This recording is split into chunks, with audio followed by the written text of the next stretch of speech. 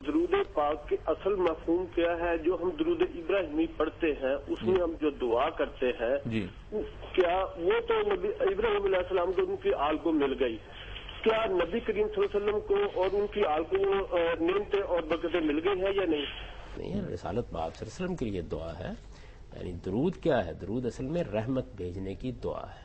اللہ تعالیٰ سے ہم یہ کہتے ہیں، اس کا ترجمہ کر دینا چاہیے۔ لوگ عام طور پر درود کا لفظ استعمال کرتے ہیں اور پھر نہیں سمجھتے کیا چیز ہے۔ جب ہم کہتے ہیں اللہم صلی علی محمد یا یہ کہتے ہیں صلی اللہ علیہ، تو اس کا مطلب کیا ہے؟ اس کا مطلب یہ ہے کہ اے اللہ تو رسالت میں آپ صلی اللہ علیہ وسلم پر رحمت بھیج، یہ دعا ہے اللہ تعالیٰ سے۔ تو درود ابراہیمی میں یہ دعا رسالت میں آپ صلی اللہ علیہ وسلم کی اپنی سکھائی ہوئی ہے۔